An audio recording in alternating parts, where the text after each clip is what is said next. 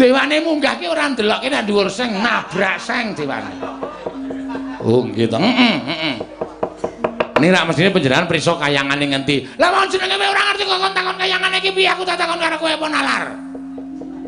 Jenenge kowe ora ngerti kok kon ngerti kayangane coba. Mula kowe rasa dadakaken gunung tanpa guna, kowe tak boyong ning Ngastina. Nek kowe bangga sembadani, nek kowe budi mesti bakal tak rampungi. Mbah. Arep pasrahke karo Begawan Durna cekelen ora apa-apa. Ning nuwun sewu. Ora jeneng aku arep mundat-mundat lakon sing wis lakon. Karuan. Pedro kowe ngopo? Aku njaluk ngapura. Yen to anggap aku kleru ning iki dawuhe Durna bapakku, guruku kudu tak istokake. Mula aku kudu mentolo mbondo karo kowe, Pedro. Aku njaluk ngapura.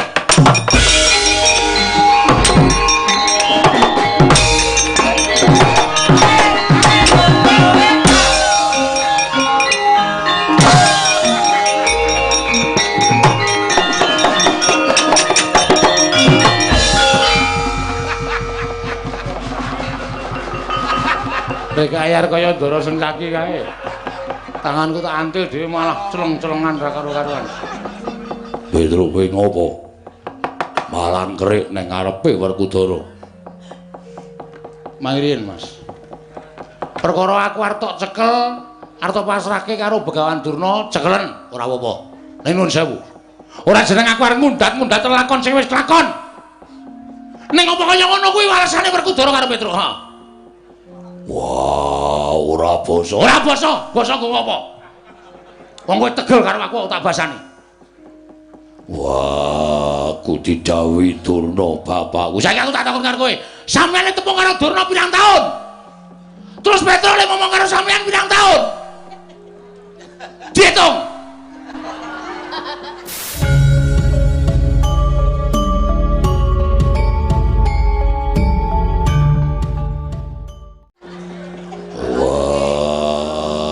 Sampeyan tepung karo Durna niku lagi entas. Sampeyan dadi siswane Begawan Durna. Ning kula wiwit sampeyan dilairke teng wana. Bungkus 15 taun Petro ki nunggoni ora mulih nganti kisruh ro bojo kula. Niku mergo Petro mbelani karo sampeyan. Aja nganti bungkus niku dipangan kewan galak.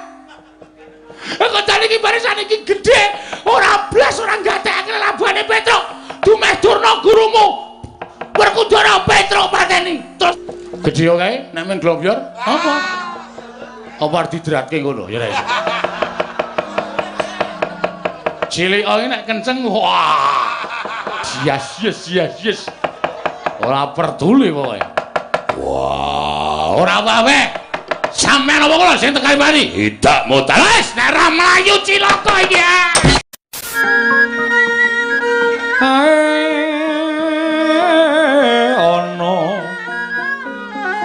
Bale lumut ambrek kanggeng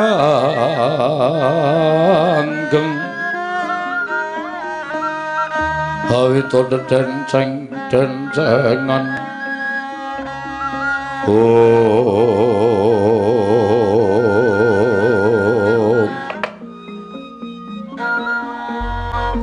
nuwun sewu Ki Lurah. Kula menika ngantos bingung ngapa-apaaken dhateng awak kula piyambak. Apa ya aku ki kurang nggone ngladeni, menapa ya Wrantawati ki kurang nggone bisa nuju prana marang penggaling Ki Lurah. Wis wonten 7 dinten niki jenengan boten kersa dhahar, boten kersa ngunjuk, sambate amung sirahe mumet. Enten apa to? Terus kula niku dianggep kaya wong liya. Pendak lenggah dijejeri terus pindah. Nek lagi teturon sare dijejeri ya terus pindah. Nek kira-kira Wrantawati wis ora kanggo ning kene ana ing Karang Tumaritis, mbok ya dibalekke ning papan dunungku, kula ya ora apa-apa. Ora bakal duwe rasa getun gedu wong. ning aja terus meneng bae kaya ngoten niku ning ati rak ya marai lara to Ki Lurah. Hai.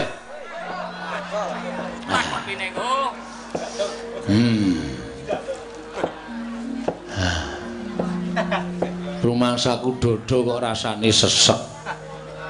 Sirah nek ora tak koyok pilingane ya mumet. Yo kopine. Wonten menapa Ki Lurah keparenga kula aturi paring dawuh kaliyan kula. Menawi wonten perkawis kula aturi paring dawuh lah mbok yo ngendika kaya ngono. Aja meneng wae. Ngene yo. Bu. Bu. Kula wonten dawuh. Aku janjane iki ora nesu karo kowe. Luwih-luwih aku kok nesu karo Lengkung iki ya ora bakal kelakon to. Wong sing jeneng Lengkung iki anakku lanang siji-sijine. Omah semene pekarangan semono jembare iki sesuk sing gula wentah ya Lengkung. Nek aku duwe anak kok tak sia-sia, monggo biyen jaman kowe karo aku pengen banget duwe anak, bareng duwe anak kok tak sia-sia iki terus aku wong tua sing piye coba? Ora ngaten. Lah iya. Mula kowe ora usah bingung. Ora usah rumangsa tak nengke utawa rumangsa tak jutak kuwi ora. Lengkung ya ora usah bingung. Ora nek bapak sengit karo anak lanang, luwih-luwih aku sengit karo kowe, Bu. Kok yo aneh-aneh ming biasane nek nyeluk Bu ngono wae biasa kok saiki dicengkok barang. Ha seniman e. Aku iki wong budaya e. Dadi nek ngomong-ngomong mesti tak cengkok. Inggih. Lah. Iki ana wektu sing mirunggan, aku tak crita karo kowe ya, Bu. Inggih, janjane eneng apa coba? Aku kira gagas kulawarga. Ora, gagas kowe ya ora. Gagas anakku Lengkung ya ora, malah janjane aku ki nek ora mangan kae ya pingin banget mangan. Wong kowe iki nek jeneng olah-olah wah luar biasa. Petruk ki bejo-bejane wong lanang. Ing atase aku ki ming derajate ngaceplik, ing atase aku ki ming ponokawan, aku ki ming kawula, duk nalika semana nampa triman. Saka negara Ndrawati, dilala kok ya dijodokke. Purandawati dadi bojone Petruk. Wah, ayo sing lanang kaya glugu wutuan, sing wedok ayune kaya ngono, mula ora aneh. Dek jaman bar dadi manten kae wah gedheke do jebol. Dibolongi tangga Teparo Ardawara piye polahe Petruk. Ning ora apa-apa. Inggih. Hah, kowe tak critani. Janjane aku meneng wae iki ora mikir kulawarga kok, Bu. Ning kowe tak kandhani kowe aja kaget. Mergo lelakon iki nek tak pikir-pikir kok gawe pingget atine Petruk, gawe kuwatir rasane Petruk. Lakon apa ki Lurah? Dek malam Selasa kliwon ki aku rak turu ngomah to. Inggih mboten, lah tindak pundi? Aku sesire. Teng pundi? Parangkusuma. Aku turu nang Gir Segara. Niatku golek wangsit utawa laku prihatin tapa brata. Lah kok makler. Ora nganti dela nggonku kelekaran ning pinggir segara angine sembribit kok makler. Wah, lekku turu ketok angler banget ya. Inggih. Terus nalika semana kuwi aku ngimpi. Jroning ngimpen kuwi aku weruh apa jenenge omah iki kok kebanjiran. Mongko omah iki rak dataran tinggi. Inggih. Banyu gedhe mbuh saka ndi parane, banjir bandang tanpa sangkan tanpa paran nganti omah iki jebol. Lah kok sing gumun jroning ngimpen ki kok sik keli iki meng aku. Kowe karo Lengkung ki blas ora kena banyu. Ora kesempyok ing banyu gedhe. Gragap, grayah bingung aku. Tangi gregah ning pinggir segara, kloso tak lempit mlebu warung. Nggih. Apa wedang? Inggih. Nggon nentremke atiku. Wit saka kuwi atiku tak nam-nam dhewe tak pikir-pikir dhewe jane impen iki apa maknane, apa werdine. Monggo jarene wong tuwa padha ngendikake impen iki nek impen banjir iki elek. Luwih-luwih nek nganti ana sing katut banjir, kowe biasane impen kuwi menehi sasmita yen to wong sing katut banjir mau bakal cepak patine. Nah mula kalodhangan iki aku njaluk pamit ya Prantawati karo kowe Lengkung. Wong ki arep parane nek ndine to. Tur Petra ki umure ya wis pirang-pirang abad suwene. Wis pirang-pirang abad aku urip ana ing alam padang. Aku duwe kulawarga, duwe anak, kuwi seneng atiku mergo bakal ana sing nyambung sejarahe Petro. Ya to Lengkung? Inggih, Bapak. Mula sadurunge mengko apa-apa dumadi marang aku, sadurunge mengko ana perkara utawa ana masalah utawa ana apa wae sing dumadi kalawan aku, sing nganti gondol nyawane Petro, aku tak pamitan karo kowe. Kula mbok sampun ngendika mekaten. Menjenengan tansih meger-meger kados mekaten. Nggih, sing jeneng mati ku ora pilih nggon.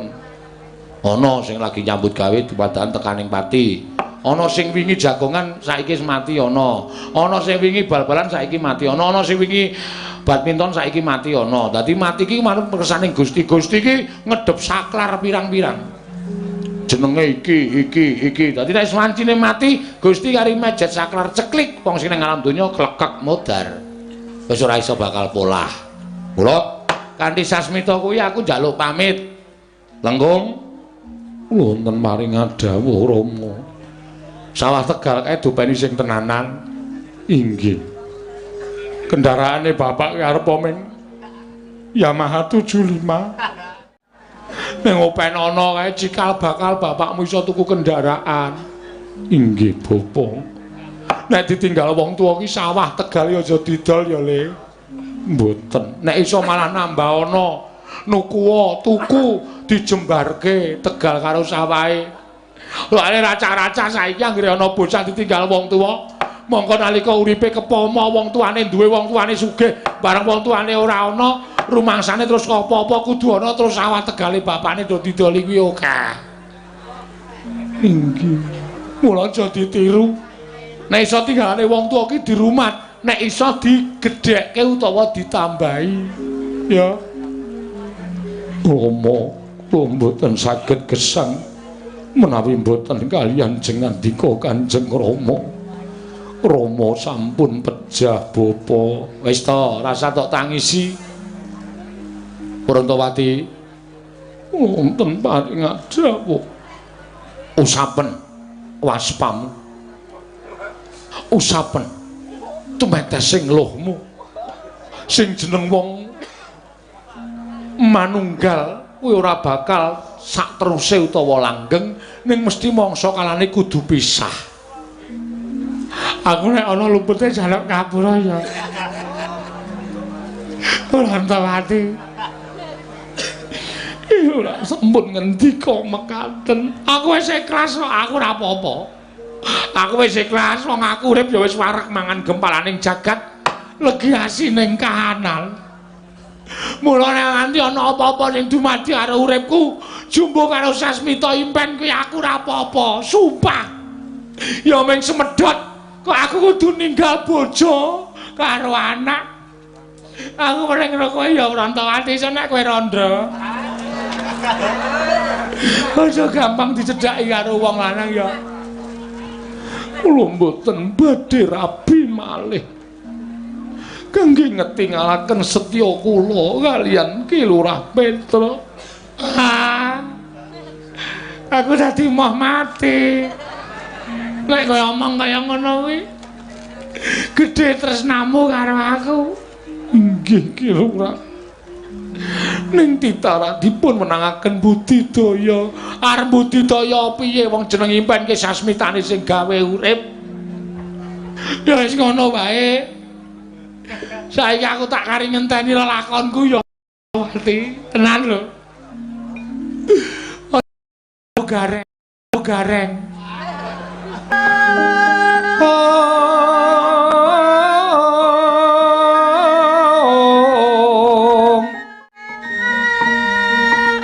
datang po karyo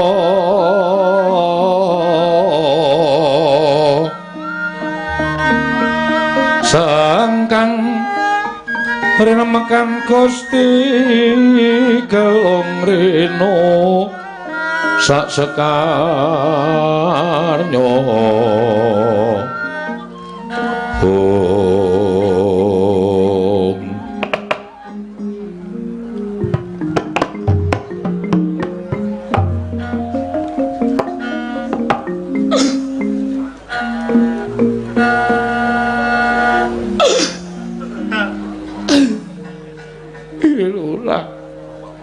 sampun nilar dhateng kula. Ha iki lek kene iki sing warai keserat-serat. Sing warai aku ngrasake abot iki kene iki. Kok dadi aku entuk sasmita kaya ngono ya, Brantawati. Kowe mau kramas ora to?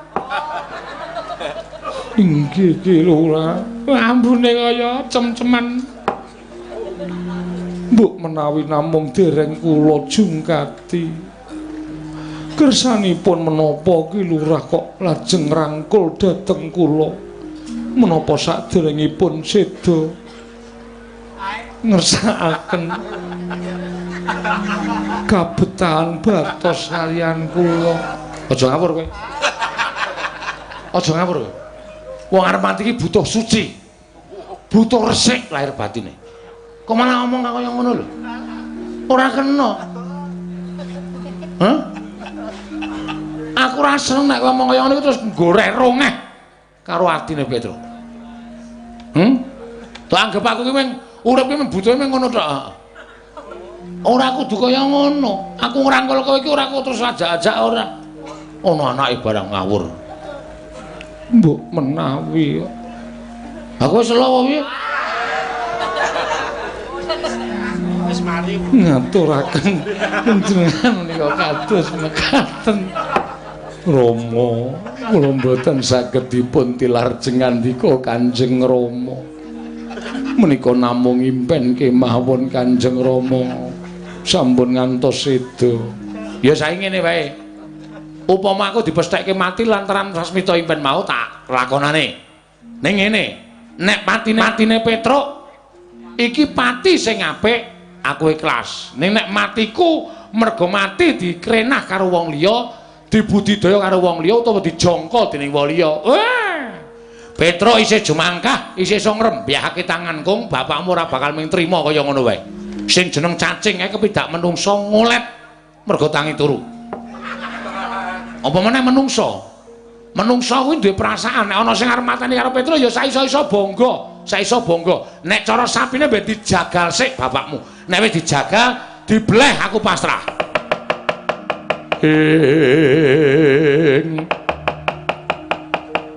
Rekat lampahing rata tanpa antara. Prateng sukuning argeram kang tumingal.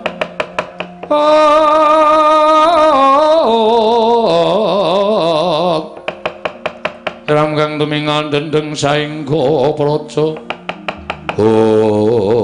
Dereng ngantos paribasami Balwacana. Praptaning Begawan Durna tuwin patih Harya Sengkuni karya kagiat kula Petruk kanthong bolong wau.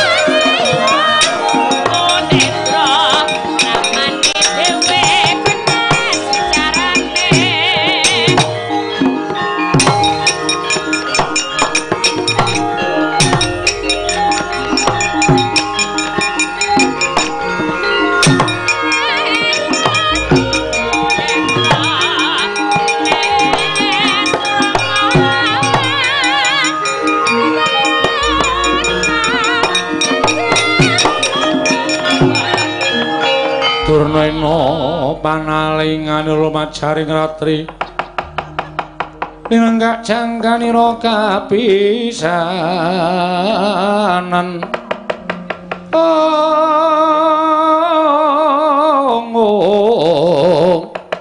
Aneng prang Pratayuda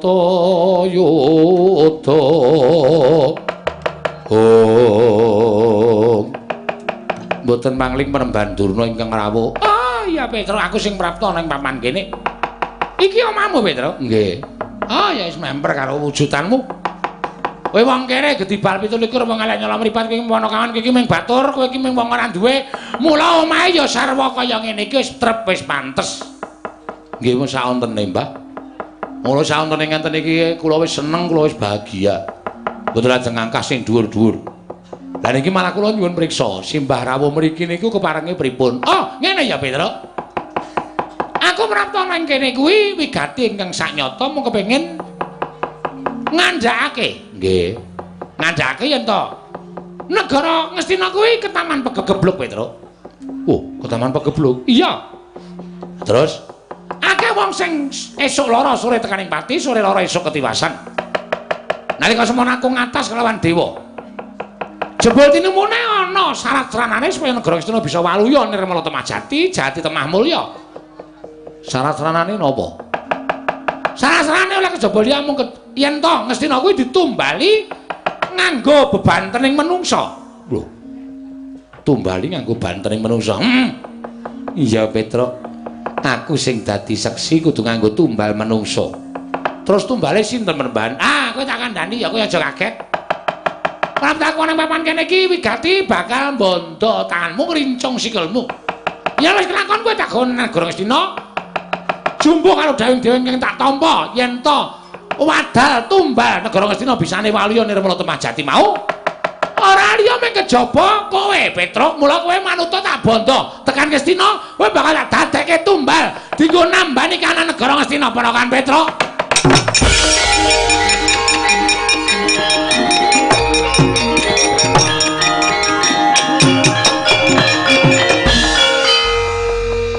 Kong wonten dawuh Bapa Candhak. Saiki werdine ngimpenku wis kecekel. Menapa? Ki yo, Ki Kurawa. Dipandhekani karo Durna karo Sengkuni tekan kene arep mateni karo bapak. Bapak sampun tumut-tumut kula ingkang badhe nerajang Kurawa. Rasa. Engko bagus milang. Kurawa ki wong angkara murka ndak klewetan dosane Kurawa. Mundur. Menapa bapak wantun kalian Kurawa? Lho, aku ki ngerti kondange piye. Lakon apa-apa ki Petro ki nek metu sore Glotra Kurawa, tur dorong tau menang karo Petro. Mundur kono. Kula kuwatir. Rasa kuwatir. Upama aku mati tak lakonane. Kowe mundur. Kowe sik-sik enom isih ombo jangkamu neruske perjuangane bapak. Ya. Nggih. Bapak. Kowe pancen senopati. Ngono guys. Nyetel nang jero men aku semangat. Lagunipun sinten? Wo, sae ra nyeni blas. Didi Kempit, anu Didi Kempot. Nggih. Mundur kono. Nggih, ngestaken dawuh. Kula mboten tumut. Rasa, pokoke kowe kari nyanyi Bapak. Nggih, ngestaken dawuh. Oh, bocah edan, anake diajari sing ora-ora. Nuwun sewu, Mbah. Lah kok dadi kula tak nyuwun prisa karo sampeyan. Nek pancen Petruk kudu dadi syarat srana tumbale negara Ngastina ikhlas lahir batin. Ning nuwun sewu, kula tak memperjelas. Aja nganti patine Petruk menika muspra. Sampeyan wau paring dawuh nek sekung semedi entuk sasmita. Nek sampeyan entuk sasmita niku mesti cetha dewane sapa, kayangane ngendi. Nah, kuwi aku lali ora kenalan. Dadi dewane mboten ngandhake kok jenenge sinten. Ora tak takoni. Ora alam-alaman kok. Wong iki mung ngerti-ngerti swara ana Durna, oh ngilahing. Awigna natus tidam. Begawan Durna, ngerti ya? Ulun ingkang prapta lan ngejawantah merpeki kelawan jeneng kita. Ngastina bisa waluya ning Majati, nek to ditumbali nganggo nyawane Petruk. Wis, ngono ya. Ulun kondur makayangan. Mleper terus mak glondeng. Lho. Mak glondeng. Dhuwur sanggar pamujan ki rak seng. Oh.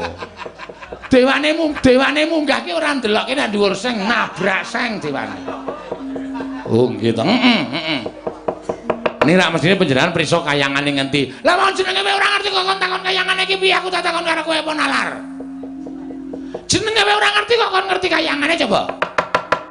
Mula kowe rasa dadakaken gunung tanpa guna, kowe tak boyong ning Ngastina. Nek kowe bangga sembadani, nek kowe budi mesti bakal tak rampungi. Mbah. Kula wis matur to, nek arep nyekel karo Petruk ngibarati sapi mang jaga riyin. Upamane kula menika manuk mangoyak-oyak sik, mang pulut sik. Nek iso kepulut kula wis dadi panguwasa sampeyan. Nek Petruk isih cetha pocapane, isih cetha jangkae, isih iso ngrembyake tangan. Oh, aja sampeyan dewa medhone ora bakal wedi. Lho, nek ngono kowe wani karo Begawan Durna. Apa kira-kira kowe iso nandingi Begawan Durna, Petruk?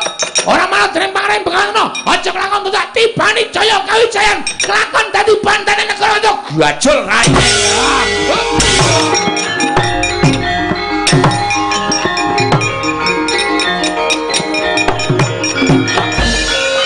Kula ora wis omong karo sampeyan to.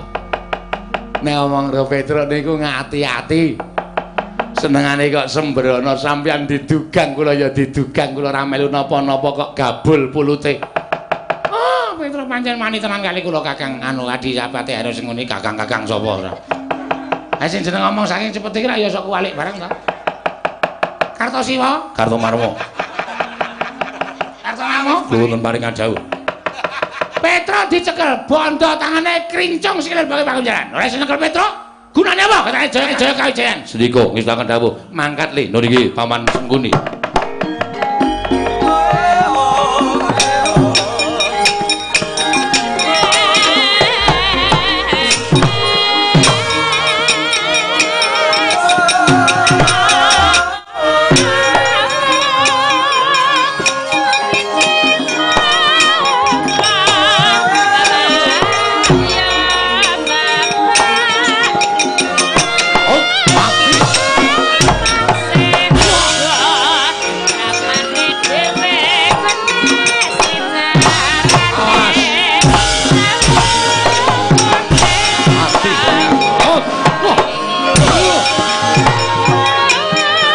Petruk ora manut.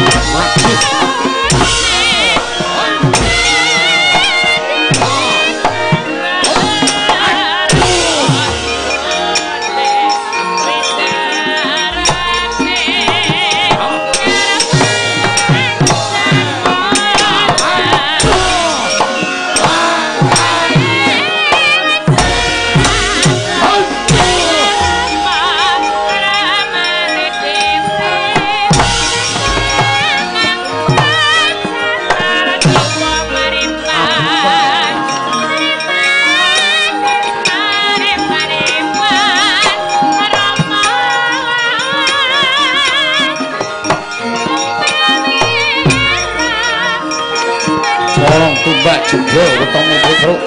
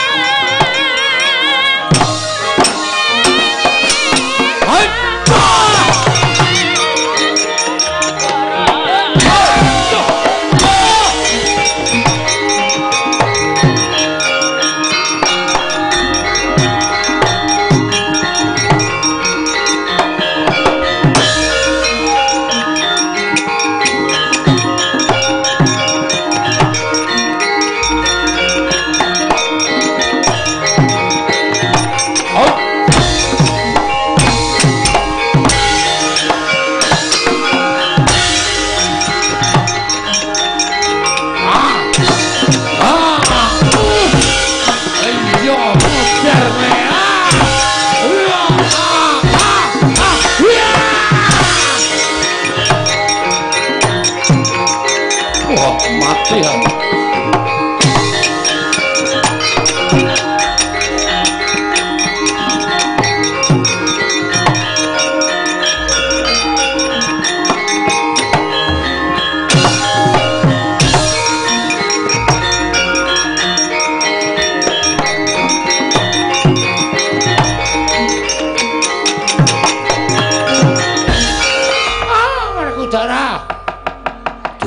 Bapak kuwi Petra berguguk utawa waton ora gelem dibaya nang negara Ngastina.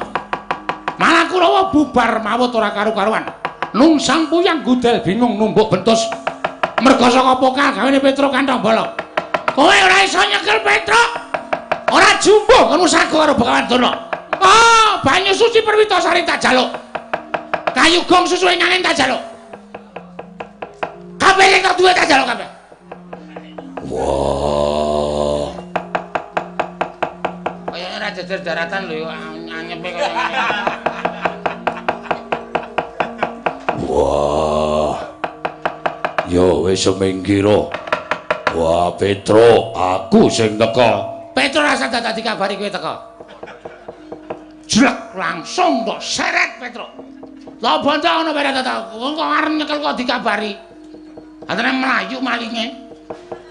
Kowe arep tak cekel, engko rebo sore arep tak cekel. Ha Selasa esuk wis minggat. Senengane kok aneh-aneh lho, langsung wae. Yo, paranane Petro.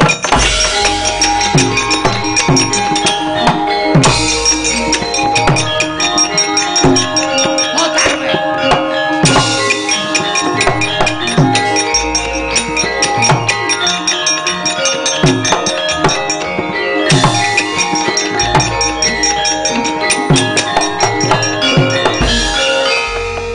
Ngaturke bekti kula kunjuk Den. Yo, Petro tak tombo. Enten apa? Kok sampean sakniki ngrombong Kurawa napa?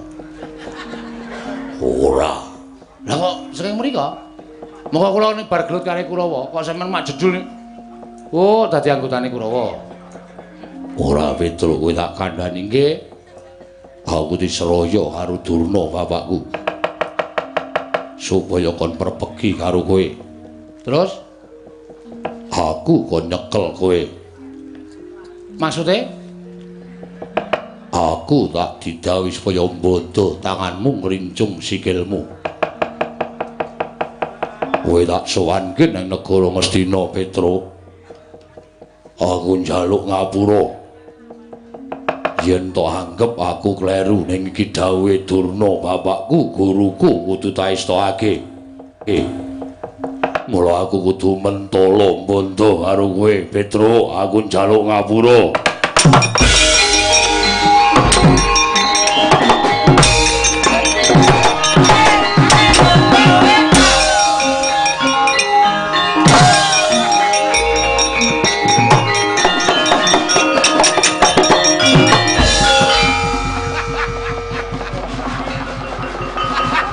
Bekayar kaya Ndara Sengkaki kae. Tanganku tak antil dhewe malah celeng-celengan ra karo-karuan. Petro kowe ngopo? Malah kerik ning ngarepe Werkudara. Mangriyen, Mas. Perkara aku arep tok cekel, arep tok pasrahke karo Begawan Durna, cekelen ora apa-apa. Ning nuwun sewu. Ora jeneng aku arep mundat-mundat lakon sing wis lakon. Ning apa kaya ngono kuwi walasane Werkudara karo Petro, ha. Wah, ora basa. Ora basa, basa kok apa? Wong kowe tegel karo aku tak basani. Wah, aku didhawuhi Durna bapakku. Saiki aku tak takon karo kowe. Sampeyan tepung karo Durna pirang taun? Terus Petro le ngomong karo sampeyan pirang taun?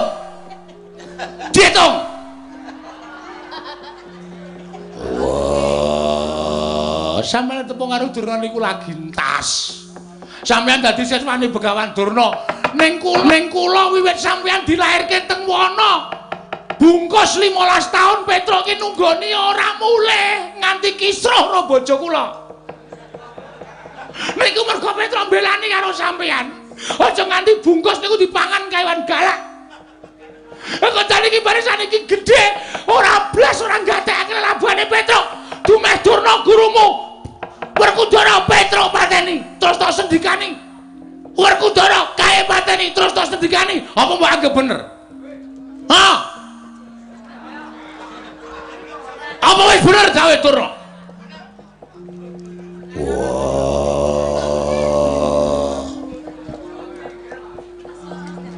Aku ora bisa selak. Kudune sampean duwe alasan.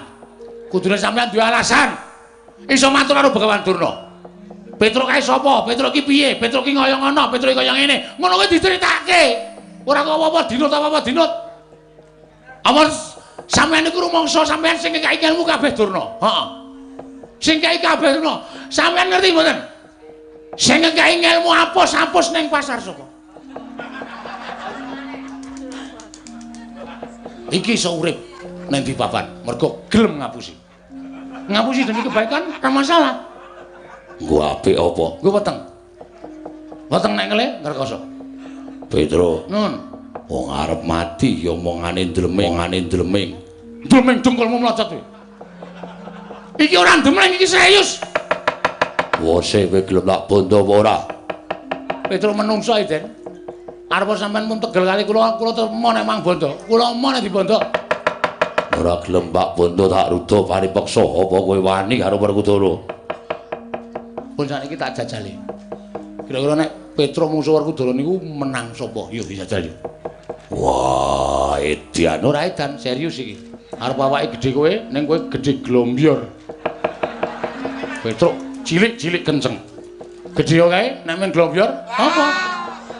Apa arep didratke ngono ya ra. Cilik iki nek kenceng, wah. Yes. Ora peduli pokoke. Wah, Ora apa-apa. Sampeyan apa kula sing tekan mari? tidak mutar. Wis nek ra mlayu cilaka iki.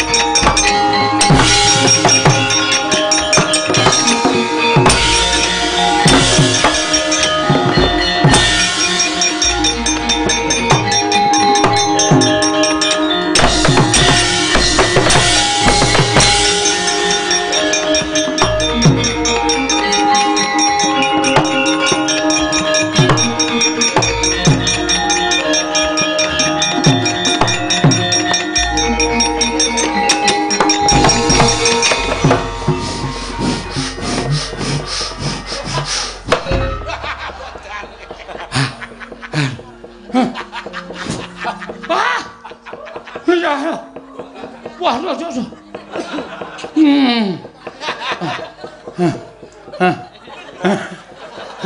aduh. Aduh edan. Andra Werkudara ling kowe ah. Tenanane. Aku ngalor doyak ngalor. Aku ngidul doyak ngidul. Lompat kali doyak kali. Doyak lompat kali. Lompat but, lompat kono apa? Wah, ana. Kedanes. Aduh.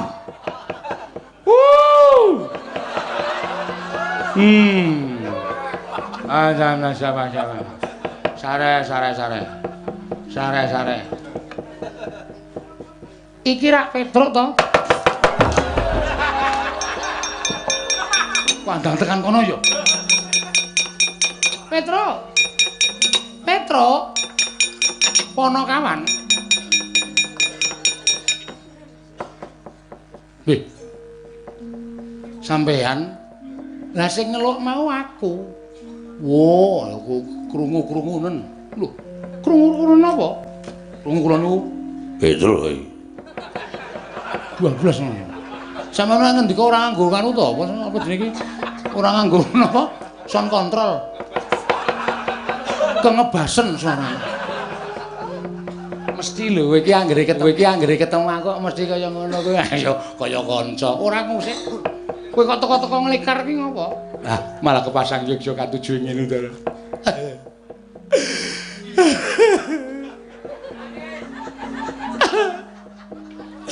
Kula nek ngrasake lakon kula ning bingung. Lho. Kowe kok terus nangis iki apa? Lha lak cerita ya. Ya cerita. Mengke nek pun tau ngerti critane ora dibedheki lho, ora. Wah, sengit takone ngono terus iki ngene ngono. Ya ora ngerti wong kowe iki lagi wae kena lelakon kau kon ngerti. Lah jarene Kang Paningal Sewu ngerti sadurunge winarah. Ngerti lelakon sing ora prisa. Ning aku ora ngerti apa sing dumadi marang kowe. Lah rak ngaten. Lah iya. Lha niku teng omane ngimpi. Ngimpi apa? Ngimpi nek omah kula niku banjir, mongko sing keli ming kula tok. Ngono kuwi to? Nggih. Lah ngimpi dek kapan? Selasa Kliwon. Nendi Parangkusuma? Lah kuwi le sesire kok neng kono. Ayo ngertine kono. Lah terus banjir niku bar ngimpi niku esuke kula dereng kuwatir wong kula sempat buka buku 1001 mimpi kok. Banjir niku 3, keli niku 2, kula tuku metune kuwalik. Kaya aja edan kaya ngene iki ora entuk lanange negara. Ya, nggih. Menawi isih ana sing dodol tesih. Ora entuk ya ora entuk, kok takok aja dodol ora. Bareng niku. Kula niku ngerti-ngerti ketekan Durna. Durna takon kali kula. Petruk manut kowe tak bondo tamu tak krincung sikilmu tak leboki pakunjaran mergo Ngastina ke Taman Pegebluk. Agane Durna sing muni ngoten niku tak waneni Kurawa ajar. Wah. Kurawa tak ajar. Nggih. Kartomarma kalah kali. Satama kalah.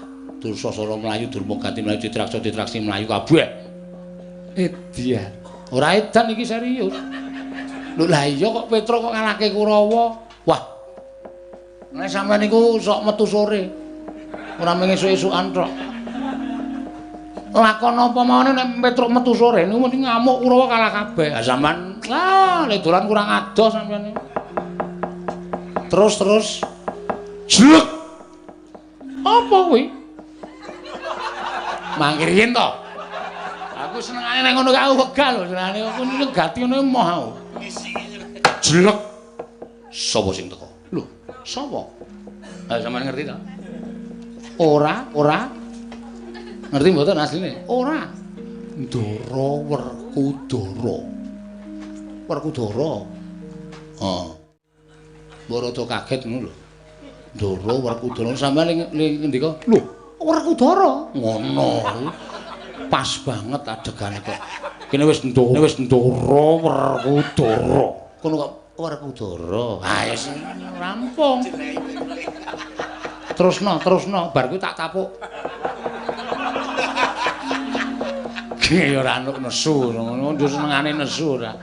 Ndara Werkudara niku jebul dadi kongonane Bengawan Durna. Werkudara kuwi. Sip. Ngoten niku. Suasanane niku kecekel ngoten lho. Iya. Nggih Werkudara niku Petruk. Kula Den, kowe manut tak rangket tanganmu. Hak grincung sikilmu aku entuk dawuh Durna bapakku. Nesu lho. Aku dadi karep nesu kok nesu kaya Ndara Baladewa nika. Kowe kuwi nggih. Ning Ndara Werkudara mboten wedi kali kula, aming sak kula kok. Lah iya. Wong bengok-bengok nganti telak kula lara, ya kok Tetep kudu tak rangket. Lho nek pancen ajeng ngrangket kula, kepeksane kula wani karo sampean. Yo tambah loro. Jies. Sikile duncalke. Lho apa sikile Werkudara ki pisah apa piye kok duncalke?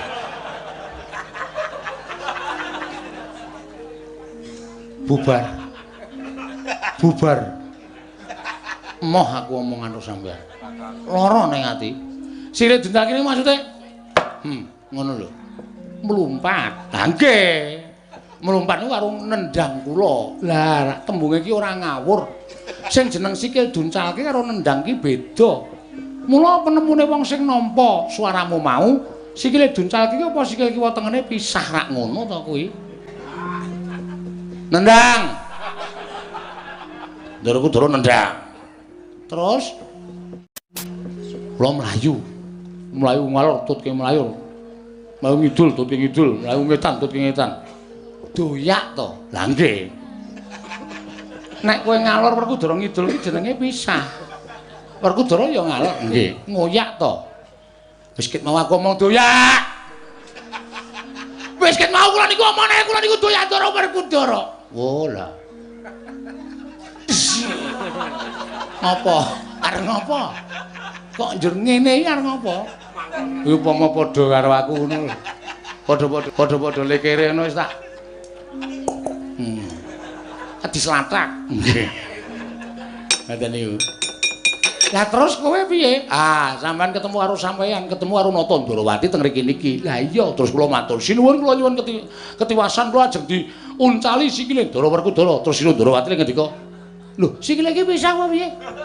Ngoten iki. Lau ngoten iki.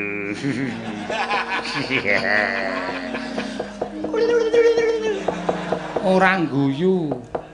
Ora arep guyu. Den, apa? Kula ditulungi, Ndara. Kula ditulungi, nek kula mboten ditulungi kula mati. Petro, Nun, aku tekan kene iki ya duwe kewajiban. Kewajibanipun? Aku pengen mulyake dulur-dulurku Pandhawa. Seranane aku golek wahyu katentreman. Wahyu katentreman? Iya. Ketoke lakone ora kaya ngeten iki wae katentreman iki. Kowe aja mbadar iki to. Aku golek wahyu katentreman. Oh, terus ngene wae, andum gawe gelem ora? Nek kowe iso golek wahyu katentreman, kowe tak slametke. Sago ora?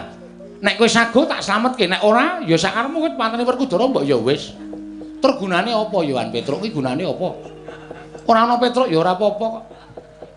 Saiki iki Petruk karo Nala Gareng Bagong wis kalah karo Limbo karo Cange. Ora ana Petruk ora apa-apa.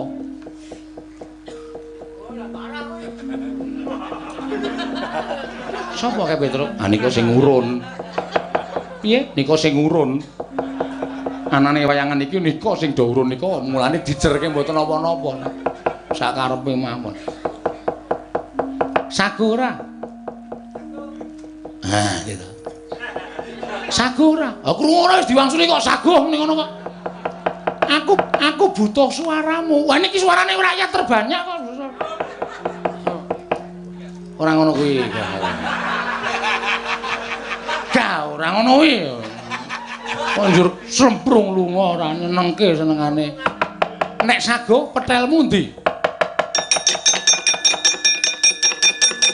Niki. Aja kaget ya kowe. Tak gaweke saka petelmu. Nggih. Ning kok aja kaget. Ora apa-apa to? Ora apa-apa. Ya mboten apa-apa. Tenan, tenan. Meneng wae Petruk, nggih.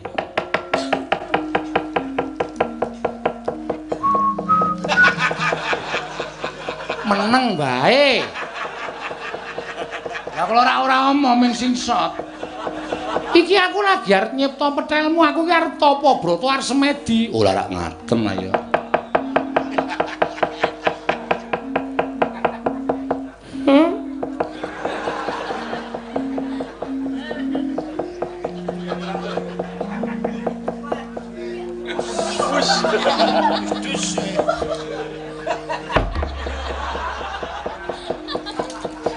Kowe minggat sik kono.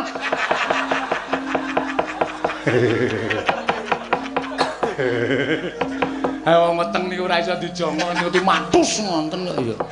Dian. Kowe iki mangan apa ya, Petruk? Ora umum.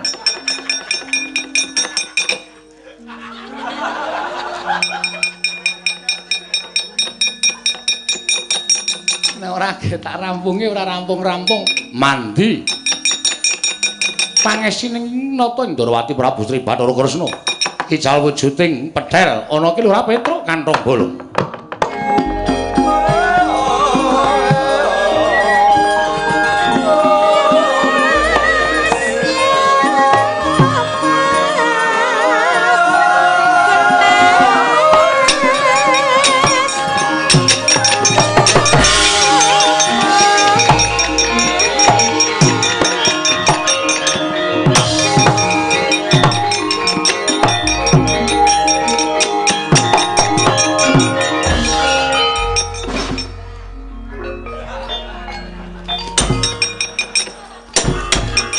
Petro kok sik to?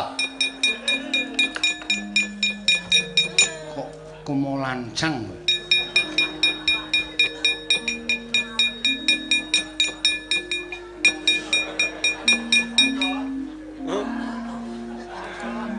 Iki kowe tak kandhani kuwi gaweanku. Maksude Kowe golek wahyu, nggih. Gaweanmu kuwi men digawa ning Ngastina. Mengko nek dipateni rak ming wujud petel. oh Masalahe apa? Nek nganti bali nang omah.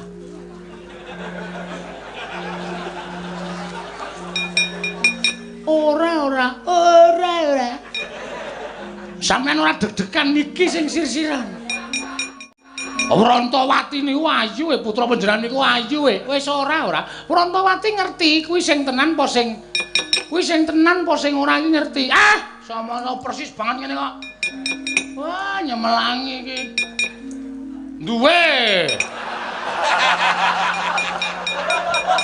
Duwe apa? Duwe sekrup. Wah, cilaka gah kula. Wis to nek ana apa-apa sing tanggung jawab aku. Wah, gah. Wah, mau. Wah. Wis ora gang. Wah, pek kono Cilaka. Petro edan mlayu golek wayu ki engko ben digawa Werkudara. Petro saka Pedhel. kula wonten dawuh Kowe nang kene nek digawa Werkudara manut ya. nggih Aja bali nang omahe Petro. mboten Antem indiasmu. Sliwe ora gara-gara. Wah, mriki tok mriki nang omah kok gake petel indiasmu. Ora guyon iki ora cengar-cengir. Waduh, aku sok aneh-aneh. Ora aneh-aneh, gelem slamet ora, gelem ning carane ora kaya ngene iki. Ngerti mah ora? ngertos ki lurah Wah, mriki mampir ditono. siar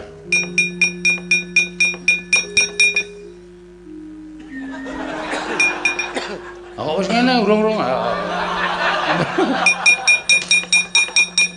Wis kowe mangkat aja nggugu Petroke cah edan cah gendeng.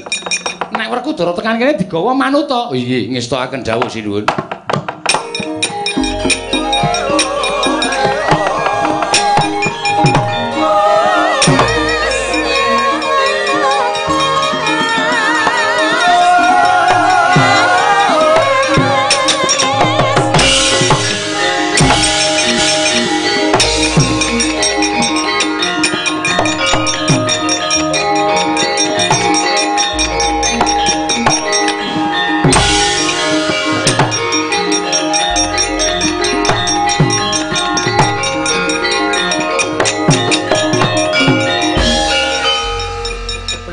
kersane Ndara dadak mlayu wah kon manut ya angel iya ngapunten ya ya gilok-gilok etok-etok niku ya nganggo moh barang kok njur langsung pasrah rak ya ora tek apik klewo-klewo ngoten itu nun gowo ning Ngastina aja kumbi aja selap pun derek mati urip derek sampeyan kula pokoke